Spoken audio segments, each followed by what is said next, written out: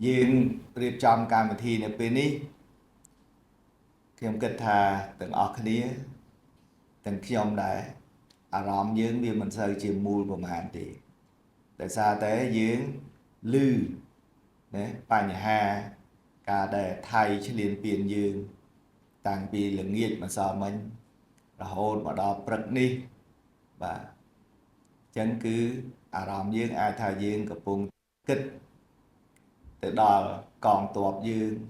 những kích từ đó bọn ôn chịu bố rót những kích từ đó cụ ma và đại trong khơiในក្នុងវីដេអូគឺគ្នាទៅរៀនព្រឹកមិញហើយតបមកត្រូវរត់ចេញពីសាលាដើម្បីទៅរកទីតាំងសុវត្ថិភាពបាទអញ្ចឹងគឺជាអារម្មណ៍មួយបាទដែលយើងចែករំលែកជាមួយនឹងបងប្អូនដែលគាត់នៅជួរមុខ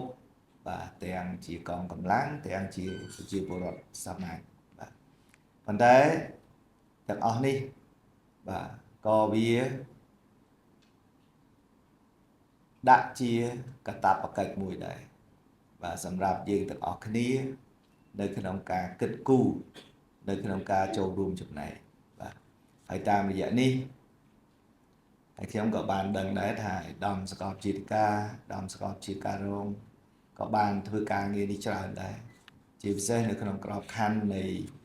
សហការជាមួយនឹងសហភាពសហព័ន្ធយុវជនកម្ពុជាសសយកបាទដែលយើងមានការយកចិត្តទុកដាក់ការជឿឆ្អាលហើយក៏យើងឈឺចាប់បាទជាមួយនឹងការប្រមាថការមើលងាយការឈ្លានពានពីសំណាក់ប្រទេសថៃមកលើប្រទេសកម្ពុជាយើងដែរបាទហើយតាមរយៈនេះគឺខ្ញុំសូមឲ្យបងប្អូននិស្សិតទាំងអស់បាទយើងបន្តចូលរួមហើយក៏បន្តជឿជាក់ទៅលើអ្វីដែលជាចំណាត់ការរបស់រាជរដ្ឋាភិបាលទៅលើបញ្ហានៃការឈ្លានពានការប្រមាថមើលងាយនេះបាទហើយក៏សូមជឿជាក់ទៅលើការដឹកនាំរបស់សម្ដេចតេជោហ៊ុនសែនការដឹកនាំរបស់សម្ដេចមហាបវរធិបតីហ៊ុនម៉ាណែតបាទហើយយើងនឹងបន្តតាមដាននៅកិច្ចការងារនេះទាំងអស់គ្នាទៀត